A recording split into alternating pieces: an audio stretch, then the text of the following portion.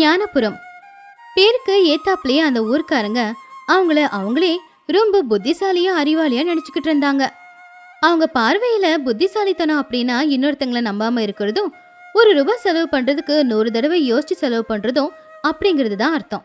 இதுல இன்னொன்னு இருக்கு, மத்தவங்கள பேசியே ஏமாத்தி அவங்க வேலைகளை செய்ய வச்சுக்கிறது.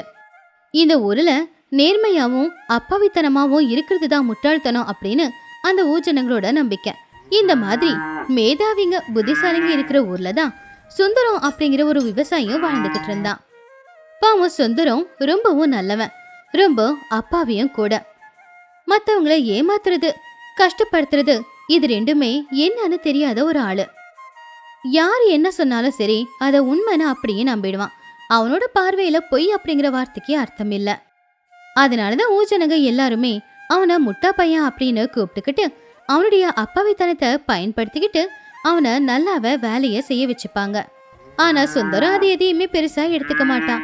அவனுக்குன்னு இருக்கிற சின்ன வயல விவசாயம் செஞ்சுக்கிட்டு அவனுடைய வாழ்க்கைய வாழ்ந்துகிட்டு இருந்தான்.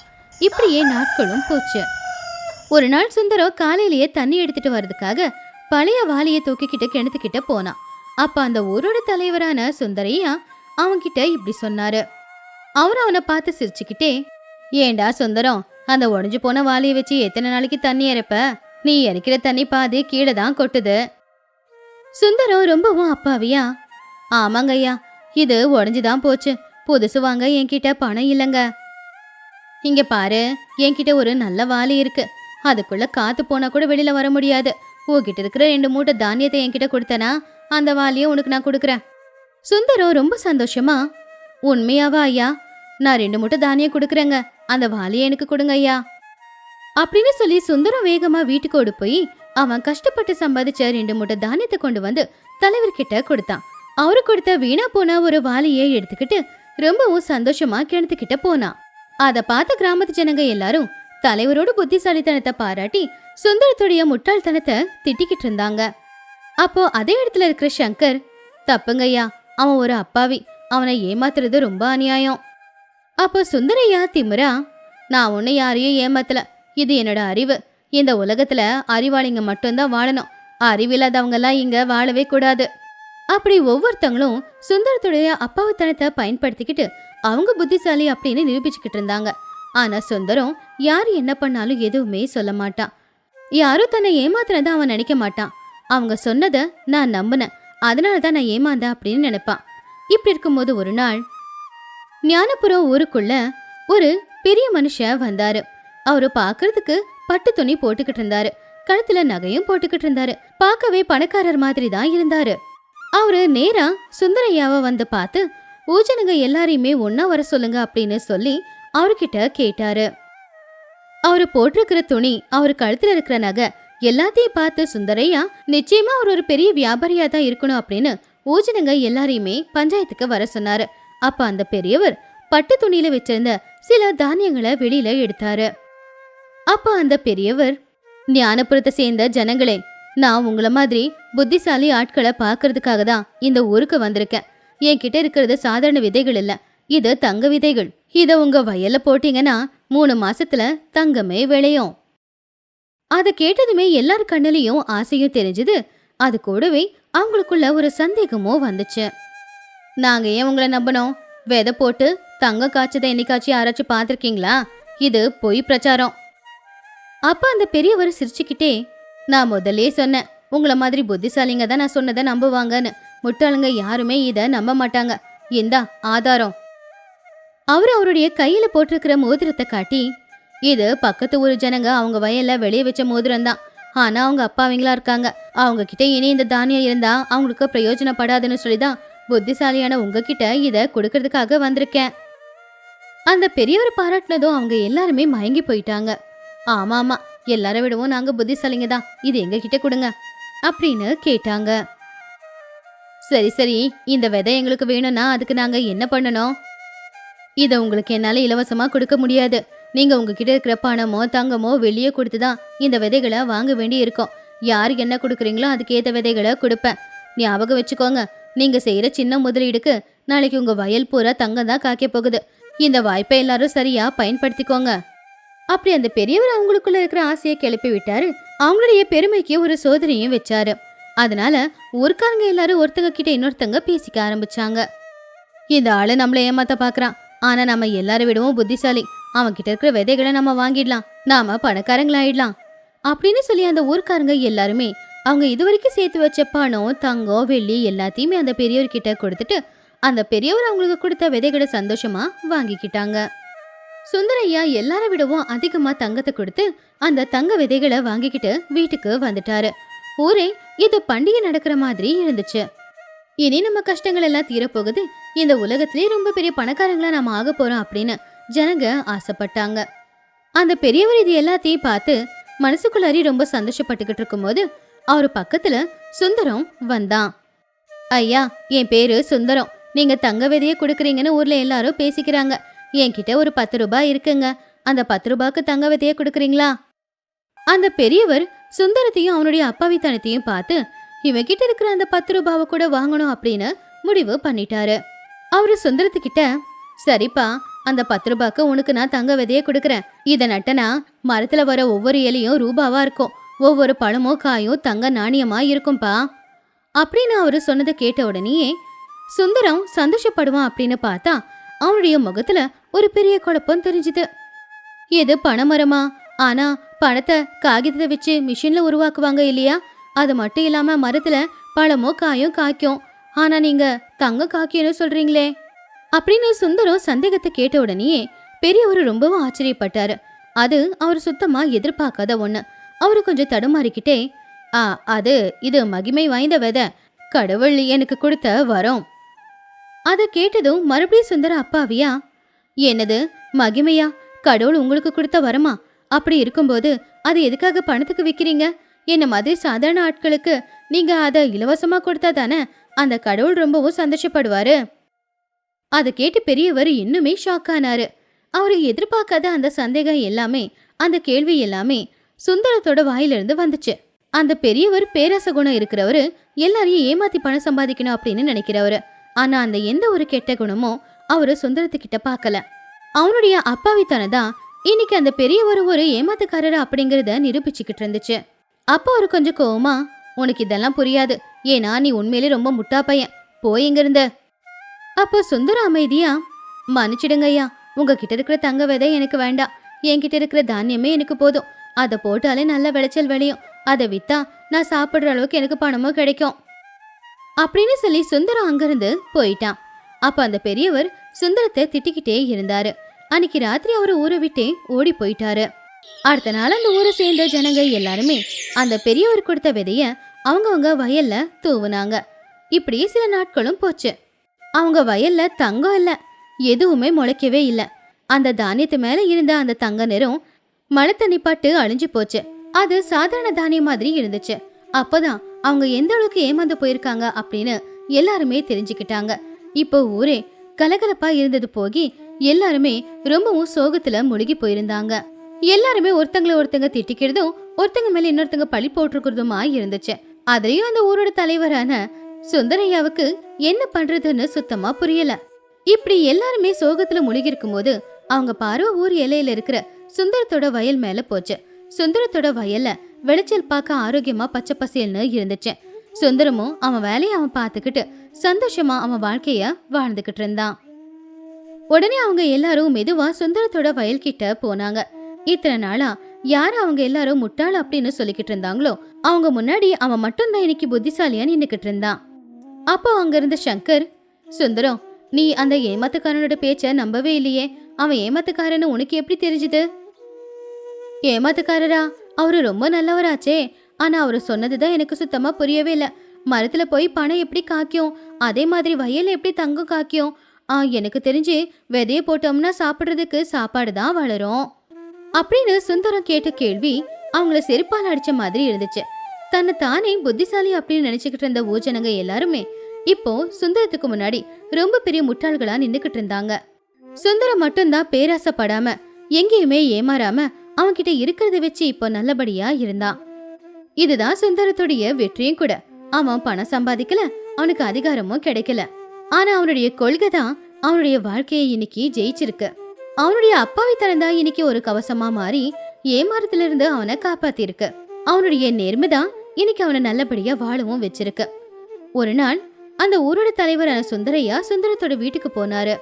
அவரு ரொம்ப வருத்தத்தோட, சுந்தரம், எங்க எல்லாரையும் மன்னிச்சிடு. இத்தனை நாளா எங்களை நாங்களே புத்திசாலிங்கன்னு நினைச்சுக்கிட்டு இருந்தோம். உன்னை முட்டா பையன்னு நினைச்சுக்கிட்டு இருந்தோம். ஆனா உண்மையான புத்திசாலி யாரு, முட்டாள் யாரு அப்படிங்கறத என்னைக்கு நாங்க தெரிஞ்சுக்கிட்டோம். நேர்மையோடு இருக்கிற நீ, எந்த ஒரு சூதுவாதம் இல்லாம இருக்கிற நீதாப்பா உண்மையிலேயே ரொம்ப பெரிய புத்திசாலி. அப்படியே கிராமத்து ஜனங்க எல்லாருமே சுந்தரத்தை ஒரு புது பார்வையில பார்க்க ஆரம்பிச்சாங்க. சுந்தரம் மாறல, அவன் காலத்துக்கும் அப்படியே தான் இருப்பான். ஏன்னா அவனுடைய அப்பாவித்தனமும் அவனுடைய நேர்மையும் தான் அவனுக்கு பலம். அவன் அதே பலத்தோட இருந்த வாழ்க்கைய நல்லபடியா வாழ்வான். இந்த கதையில இருக்கிற நீதி என்னன்னா, இந்த உலகத்துல நல்லபடியா வாழ அறிவு ரொம்ப முக்கியம்தான். ஆனா பேராசையோட இருக்கிற அறிவு நம்ம அழிவுக்கு தான் காரணமாகும். அப்பாவித்தனம், நல்ல குணம் இந்த மாதிரி இருக்கிறவங்களுக்கு பெருசா அறிவிலனாலும் கூட அவங்க வாழ்ற விதமே அவங்களுடைய கொள்கையே அவங்கள காப்பாத்தும். கண்ணுக்கு முன்னாடி தெரியற சாதாரணமான ஒரு உண்மை ரொம்பவும் சக்தி வாய்ந்த பொய்ய தோக்கடிச்சிடும். காலையில கோழி கூவுற சத்தமும் பறவைங்க கத்துற சத்தமும் கேட்டுக்கிட்டு இருந்துச்சு. ஊருக்கு நடுவுல இருக்கிற டீ கடை பக்கத்துல 4-5 மீனவர்கள் நின்னு பேசிக்கிட்டு இருந்தாங்க.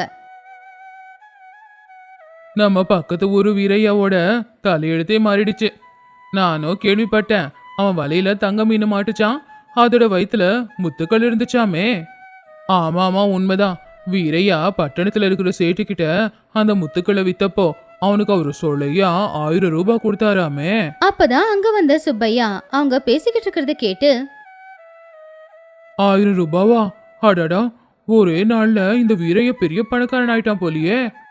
எல்லாம் அவனோட நல்ல நேரம். இனி அவன் நிறைய வயல் வாங்கலாம், பட்டணத்திலேயே வீடு கட்டிக்கலாம், கால் மேல கால் போட்டுக்கிட்டு சொகுசா வாழ்க்கைய வாழலாம். உண்மைதான், நாம எவ்வளவுதான் கஷ்டப்பட்டு மீன் பிடிச்சாலும் 1 ரூபாவை மொத்தமா கண்ணுல பார்க்க முடியுமா? ஆனா அவன் வாழ்க்கை அப்படியே மாறிடுச்சு சொன்னாங்க. இது எல்லாமே சுப்பையாவோட மனசுக்குள்ள ஒரு ஆசைய வர வச்சுது. சுப்பையா அங்கிருந்து கிளம்பி அவனுடைய நண்பனான ராமையாவோட வீட்டுக்கு போனான். ராமையா அவனுடைய வீட்டு வாசல்ல இருக்கிற திண்ணையில உட்காந்துக்கிட்டு அவனுடைய வலையை எடுத்து சரி பண்ணிக்கிட்டு இருந்தான். ராமையா, ராமையா, விஷயம் தெரியுமா? என்ன சுப்பையா, இவ்வளவு பதட்டமா ஓடி வர? என்ன, நம்ம ஆத்துல வெள்ளம் வந்துருச்சா? வெள்ளம் இல்ல ராமையா, அதை விட பெரிய விஷயம் தான் நடந்திருக்கு. இத கேட்டா உண்மையிலேயே நீ ரொம்பவும் ஆச்சரியப்படுவ. ராமையா சிரிச்சுக்கிட்டே, அப்படி நீ எதை பத்தி சொல்ல வந்திருக்க சுப்பையா? இன்னைக்கு நம்ம வலையில நிறைய மீன் மாட்ட போகுதா, இல்ல அரசாங்கம் நமக்கு புது படகு கொடுக்க போகுதா? அட நீ வேற ராமையா, நேத்து நம்ம பக்கத்து ஒரு வீரையா இல்ல, அவன் ஆத்துல மீன் பிடிக்க போனப்போ ஒரு பெரிய மீன் கிடைச்சுதான். அதோட வயித்துல நெல்லிக்காய் அளவுக்கு ஒரு முத்து இருந்துச்சான். அது கொண்டு போய் வித்தப்போ அவனுக்கு 1000 ரூபாய் கொடுத்தாங்க. ராமையா ரொம்பவும் ஆச்சரியமா, 1000 ரூபாவா? உண்மையா? அவளோட பணத்தை வச்சு அவன் என்ன செய்ய போறான்? அப்போ சுப்பையா, அட ஆமா ராமையா, அவனுக்கு 1000 ரூபாய் கிடைச்சிருக்கு. அவன் பொண்டாட்டிக்கு கழுத்து நிறைய நகையும் வாங்கி போட்டிருக்கான். இனி அவன் வாழ்க்கையில கஷ்டம் இல்ல. நீ ஏன் நினைச்சு பாரு, 1000 ரூபாய் இருந்தா நம்மளுடைய இந்த குடிசையெல்லாம் ஓட்டு வீடா மாறிடும். நம்ம பிள்ளைங்களுக்கும் நல்லபடியா கல்யாணம் பண்ணி வைக்கலாம். சிரிச்சுக்கிட்டே, வீரையா கொடுத்து வச்சவன் தான். அவன் ரொம்ப நல்லவன் இல்ல, அத கடவுள் கருணை காட்டியிருக்காரு. சுப்பையா ராமையா பக்கத்துல வந்து உக்காந்து கொஞ்சம் மெதுவா, இங்க பாரு ராமையா, நாம முயற்சி பண்ணாலும் நமக்கு முத்து கிடைக்கும். நாமளும் தினமும் மீன் பிடிக்கிறோம். எந்த மீனையாவது வெட்டி பார்த்துருக்கோமா முத்து இருக்கா இல்லையான்னு? இன்னையிலிருந்து நான் பிடிக்க போற மீன் எல்லாத்தையுமே நான் வெட்டி பார்க்க தான் போறேன். நாம தினமும் மீன் பிடிச்சி வித்து பணம் சம்பாதிக்கிறோமே, அதுவே நம்மளுக்கு முத்து மாதிரி தான். நிம்மதியா வாழ்க்கை போய்கிட்டு இருக்கு. நாம பேராசப்பட்டோன்னு வச்சுக்கோ, அப்புறம் இருக்கிற வாழ்க்கையும் நிம்மதி இல்லாம தான் போயிடும். சுப்பையா கோவமா, நீ எப்பவுமே இப்படிதான் ராமையா, யார பார்த்தாலும் உபதேசம் பண்றது, அமைதியான ஒரு வாழ்க்கைய வாழணும்னு ஆசைப்படுறது. எப்பவுமே நாம காலத்துக்கும் இங்கே தான் இருக்க போறோமா? நம்ம வாழ்க்கையில கொஞ்சம் ஏற்றம்லாம் வரக்கூடாதுன்னு நினைக்கிறியா? ராமையா அமைதியா, இந்த ஆறு நமக்கு தாய் மாதிரி. அந்த தாயை நாம திட்டலாமா? அந்த தாய்க்கு பிள்ளைங்களுக்கு என்ன கொடுக்கணும்னு நல்லாவே தெரியும். பேராசப்பட்டு கிடைக்கிற மீன் எல்லாத்தையுமே நீ வெட்டி போட்டனா அதுக்கப்புறம் சாப்பாட்டுக்கு கூட பணம் இல்லாம போயிடும். கோவமா, எனக்கு தெரியும் உனக்கு என் மேல பொறாம. அதனாலதான் நான் எங்க பணக்காரன் ஆயிடுவேணும்னு என்னை நீ தடுக்க பாக்குற. அதெல்லாம் முடியாது. நீ வரியோ இல்லையோ, இன்னையில இருந்து நான் மீன் வயிற்றுக்குள்ள முத்து இருக்கான்னு பார்க்க தான் போறேன். என்னைக்காவது ஒரு நாள் பணக்காரனா ஆகத்தான் போறேன். அப்படின்னு சொல்லி சுப்பையா அங்கிருந்து கோவமா போயிட்டான். அப்ப ராமையா அவன் போறத பாத்துக்கிட்டு பெருமூச்சு விட்டான். அன்னையிலிருந்து சுப்பையா சுத்தமாவே மாறிட்டான். அவன் வலையில மாற்ற எல்லா மீன்களையும் வீட்டுக்கு கொண்டு வந்து அவனுடைய பொண்டாட்டியோட உதவியால அந்த மீனை வெட்டி அதோட வயிற்றுக்குள்ள முத்து இருக்கா இல்லையான்னு பாத்துக்கிட்டு இருந்தான். முத்து கிடைக்கல அப்படின்னும் போது அவன் ரொம்பவுமே கவலைப்பட்டுக்கிட்டு இருந்தான். ஏங்க, இதெல்லாம் நமக்கு தேவைதானா? இப்படி பண்றதுனால மீனை விற்க முடியல, அதனால நமக்கு வருமானமும் இருக்க மாட்டேங்குது. சுப்பையா ரொம்ப கோவமா, உனக்கு என்ன தெரியும் காந்தம்மா? அந்த முத்தோட விலை எவ்வளோன்னு தெரியுமா? அது கிடைச்சா 7 தலைமுறை உட்காந்து சாப்பிடலாம். அந்த முத்து எனக்கு கிடைக்கிற அன்னைக்கு இந்த ஊர்க்காரங்க எல்லாருக்குமே விருந்து சாப்பாடே போட போறேன். முத்து கிடைச்சா எல்லாருக்குமே சாப்பாடு போட முடியுங்க. ஆனா இப்படி முத்து கிடைக்கலன்னா தினமும் கிடைக்கிற மீனை இப்படி பண்ணிக்கிட்டு இருந்தோம்னா தினமும் நமக்கு சாப்பாடு கிடைக்கணும்ல. மார்க்கெட்ல எல்லாரும் கிண்டல் பண்றாங்க, சுப்பையா விற்கிற மீன் எல்லாமே வெட்டி இருக்கு, அழுகி போயிருக்கு அப்படின்னு. சுப்பையா கோவமா, வாயை மூடு. எல்லாரும் சொல்றது கேட்டுட்டு வந்து என்கிட்ட சொல்லிக்கிட்டு இருக்க. நீயும் ஏன் அந்த ராமையா மாதிரியே பேசுற? நானும் அவன மாதிரியே காலத்துக்கும் ஏழையாதான் இருக்கணுமா என்ன? காந்தம்மா கவலையா, ஏழ்மை வறுமை பணத்துல இல்லைங்க, நம்மளுடைய மனசுல தான் இருக்கு. ஒரு காலத்துல நம்ம எவ்வளவு சந்தோஷமா இருந்தோம். தினமும் கிடைக்கிற மீனை வித்து வர வருமானத்துல நல்லா சாப்பிட்டு தூங்கிக்கிட்டு இருந்தோம். இப்போ உங்க கண்ணுல போட்டு தூக்கம் இல்ல, மனசுல நிம்மதி இல்ல. இப்படி இருந்தா உங்க உடம்புக்கு ஏதாவது ஆயிடாதுங்களா? சுப்பையா பொண்டாட்டி சொன்னது எதையுமே காதுல போட்டுக்காம அவன் பாட்டுக்கு அவனுடைய வேலையை பார்க்க ஆரம்பிச்சான். நாட்களும் போச்சு. சுப்பையா முத்துக்காக தான் மீன்களை பிடிச்சுக்கிட்டு இருந்தான். ஆனா அவனுக்கு முத்து கிடைக்கவே இல்லை. அவனுடைய மீனுங்க எல்லாமே சீக்கிரமா கெட்டு போறதுனால மார்க்கெட்ல யாருமே அவன்கிட்ட மீன் வாங்குறதும் இல்ல. அதனால வீட்டோட நிலைமையும் ரொம்ப மோசமாயிடுச்சு. சுப்பையாவுக்கும் உடம்பு முடியாம போச்சு. ராமும் பகலும் சரியான தூக்கம் சாப்பாடு இல்லாம முத்து பத்தியே யோசிச்சதுனாலதான் அவனுக்கு ரொம்பவும் உடம்பு முடியாம போயிடுச்சு. ஒரு நாள் ராத்திரி நேரம் சுப்பையாவுக்கு உதவி செய்யணும் அப்படிங்கிற எண்ணத்துல ராமையா சில மீனுங்களை பிடிச்சுக்கிட்டு அவனுடைய வீட்டுக்கு போனான். சுப்பையா, வீட்ல இருக்கியா? சுப்பையா சோர்வா வெளியில வந்து, வா ராமையா, என்ன இந்த நேரத்துல வந்திருக்க? ஒன்னும் இல்ல சுப்பையா, ஊர்ல எல்லாரும் உன்னை பத்தி தான் பேசிக்கிறாங்க, உனக்கு உடம்பு சரியில்லைன்னு. அதான் சரி உன்னை பார்த்துட்டு இந்த மீனை கொடுத்துட்டு போலான்னு வந்தேன். காந்தம்மா கிட்ட சொல்லி இத சமைச்சு கொடுக்க சொல்லு. சுப்பையா அந்த மீனை பார்த்ததும், இந்த மீன் ரொம்ப பெருசா இருக்கே, இது வயித்துல முத்து இருந்தாலும் இருக்கலாம், ஒரு நிமிஷம் இரு. ராமையா அவனை தடுத்தான். நில்லு சுப்பையா, இதனால தானே உனக்கு உடம்பு முடியாம போச்சு. எதுக்காக முத்துக்கு ஆசைப்பட்டு கையில கிடைச்ச மீன் எல்லாத்தையுமே வீணாக்கி இப்போ உனக்கு உடம்பு சரியில்லாம போய் நட்பு வீடு குடும்பம் எல்லாத்தையுமே எதுக்காக எடுக்க பாக்குற? சுப்பையா ரொம்ப கோவமா, மறுபடியும் ஆரம்பிச்சிட்டியா? எனக்கு உன்னுடைய கருணையும் வேண்டாம், எதுவும் வேண்டாம். உன் மீனை நீயே வச்சுக்கோ. எனக்கு ஒரு நல்ல நாள் வந்துதான் ஆகும். அன்னைக்கு எனக்கு முத்து கிடைக்கும். அப்போ நீங்க எல்லாரும் என்ன தேடிக்கிட்டு வருவீங்க. ராமையா ரொம்ப கவலையா, ஏன் சுப்பையா இப்படி எல்லாம் பேசுற?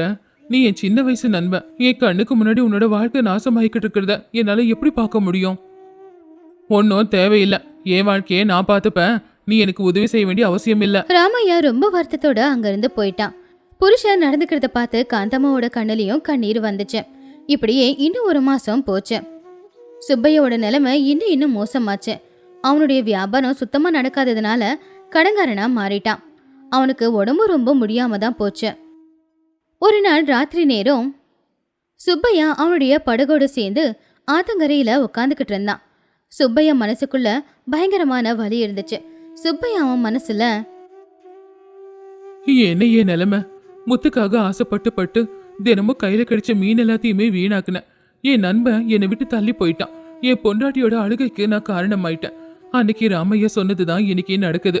நான் இல்லாத ஒண்ணுக்காக ஆசைப்பட்டு இருக்கிறத இழந்துகிட்டு இருக்கேன் போல தெரியுது. என் வாழ்க்கையே வீணா போய்கிட்டு இருக்கு. ஊர்ல இருக்கிற எல்லாரும் என்ன கிண்டல் பண்றாங்க. அம்மா கங்கை அம்மா, என்னை பார்த்து நீ சிரிச்சுக்கிட்டு இருக்கிறியா? என் நிலைமை உனக்கு சிரிப்பா இருக்குல்ல? அவன் கவலையா உட்காந்துக்கிட்டு இருக்கும்போது கிராமத்தோட தலைவரான ராகவையா அந்த பக்கம் வந்தாரு. யாருப்பா நீ இந்த நேரத்துல இங்க தனியா உட்காந்துக்கிட்டு இருக்க? சுப்பையா ராகவையாவை பார்த்து, ராகவையாவா? நான் சுப்பையாங்க. ஓ சுப்பையாவா? என்னப்பா ஆளை அடையாளம் தெரியாத மாதிரி மாறிட்ட? ஏன் ரொம்ப கவலையா இருக்க? ஊர்ல இருக்கிற எல்லாரும் உன்னை பத்தி தான் பேசிக்கிட்டு இருக்காங்க. சுப்பையா அழுதுகிட்டே, நான் பெரிய தப்பு பண்ணிட்டேங்க ஐயா. என் பேராசை என் வாழ்க்கைய அப்படின்னு அழிச்சிருச்சு. சுப்பையா நடந்தது எல்லாத்தையுமே ராகவையா கிட்ட சொன்னான். அதை கேட்டு ராகவையா, ஓ, இதுதான் விஷயமா? வீரையாவுக்கு முத்து கிடைச்சது என்னமோ உண்மைதான். ஆனா அவன் அந்த பணத்தை என்ன செஞ்சான் தெரியுமா? உன்ன மாதிரி பெரிய பெரிய கனவெல்லாம் எதுவும் அவன் அப்போ காணல. சுப்பையா ஆச்சரியமா, என்ன பண்ணா? அவன் அந்த பணத்தை வச்சு ஊர்ல இருக்கிற அத்தனை பேருக்கும் சாப்பாடு போட்டான். நம்மள மாதிரி இருக்கிற ஏழை மீனவர்களுக்கு வலைய வாங்கி கொடுத்தான். அப்படியே அந்த ஊர் கோவிலையும் சரி பண்ணான். இது கங்கையம்மன் எனக்காக கொடுத்தது, நான் எல்லாருக்கும் பகிர்ந்து கொடுக்கறேன்னு சொன்னான். அவனுக்கு கிடைச்சது உண்மையான முத்து இல்ல, அவனுடைய மனசுதான் உண்மையான முத்து. சுப்பையா அதை கேட்டு என்ன சொல்றதுன்னே தெரியாம உண்மையாவா அப்படின்னு கேட்டான். ஆமா சுப்பையா, பணங்கிறத நாம மட்டும் வச்சுக்கிட்டா நம்ம வாழ்க்கையில சந்தோஷமெல்லாம் இருக்க முடியாது. 4 பேருக்கு பகிர்ந்து கொடுத்து பாரு, அப்பதான் அந்த பணம் உனக்கு உண்மையான சந்தோஷத்தையே கொடுக்கும். இப்படி உன்ன மாதிரி பொண்டாட்டியை கஷ்டப்படுத்தி நண்பனை எழுந்து தனியா நிக்க வைக்காத. சுப்பையா அதை கேட்டு, நீங்க சொன்னது உண்மைதாங்க ஐயா. இப்ப எனக்கு தெரிய வந்துச்சு, நான் பண்ணது தப்புதான். தப்பு செஞ்சேன்னு சொல்றேன் இல்லையா, இதுவே ரொம்ப பெரிய விஷயம். இன்னும் காலம் ஒண்ணும் மிஞ்சி போயிடல. போ, எப்பவும் போலவே மீன் பிடி, உன்னுடைய நண்பகிட்ட நல்லா பேசு, உன் பொண்டாட்டிய வாழ்க்கையில நல்லபடியா பாத்துக்கோ. அடுத்த நாள் காலையில சுப்பையா ராமையாவை பார்க்க போனான். ராமையாவை பார்த்து, ராமையா. ராமையா சுப்பையாவை பார்த்து ஆச்சரியமா, சுப்பையா, என்னடா ரொம்ப சோர்வா இருக்க? என்னாச்சு? என்ன மன்னிச்சிடு ராமையா, உன்னை நான் ரொம்பவே கஷ்டப்படுத்திட்டேல. உன் நட்பையே நான் சந்தேகப்பட்டுட்டேன். என் மேல இருக்கிற பொறாமையில தான் நீ இப்படி எல்லாம் சொல்றேன்னு. ஆனா நீ எவ்வளவு பெரிய நண்பன் அப்படிங்கறது இப்பதான் அப்ப எனக்கு ராமையா தெரியுது. சுப்பையாவோட தோள்ல கைய போட்டு ரொம்பவும் பாசமா, அட, மன்னிப்பெல்லாம் ஏன் கேக்குற சுப்பையா? நீ என்னுடைய நண்பன். நீ தப்பான வழியில போறேனா உன்னை சரியான வழியில கூட்டிட்டு போக வேண்டியது என்னுடைய கடமை. ஆனா என்ன, நீ தான் என்ன தெரியாம தப்பா எடுத்துக்கிட்ட. சுப்பையா அழுதுகிட்டே, என் பேராசையாலேயே குடும்பமே அழிஞ்சு போச்சு. நான் எல்லாத்தையும் இழந்துட்டேன். ராமையா சிரிச்சுக்கிட்டே, நீ எதையும் எடுக்கல சுப்பையா. இன்னும் நானும் இங்க தான் இருக்கேன். உன் பொண்டாட்டியும் உன்னை நம்பி உன் கூடவே தான் இருக்காங்க. அப்படியே நம்ம ஆறும் இருக்கு. உன்கிட்ட வலை இருக்குல்ல, வா 2 பேரும் போய் மீன் பிடிக்கலாம். ஆறு நம்ம 2 பேருக்காக காத்துக்கிட்டு இருக்கு. சுப்பையாவோட கண்ணுல ஆனந்த கண்ணீர். 2 பேரும் பேசிக்கிட்டு சிரிச்சுக்கிட்டு ஆத்துக்கு நடந்து போய்கிட்டு இருந்தாங்க. சுப்பையாவுக்கு உண்மையான முத்து என்னங்கிறது நல்லாவே தெரிஞ்சது. அது ஒரு மீனோட வயித்துக்குள்ள இருக்கிற முத்து கிடையாது, நம்மள சுத்தி இருக்கிற நட்பு, நம்ம உறவு இதுலதான் இருக்கு அப்படின்னு தெரிஞ்சுக்கிட்டான். இந்த கதையில இருக்கிற நீதி என்னன்னா, பேராசை பெருநஷ்டம். இருக்கிறத வச்சு எவன் ஒருத்த வாழ கத்துக்கிறானோ அவன் வாழ்க்கையில ரொம்பவும் சந்தோஷமா இருப்பான்.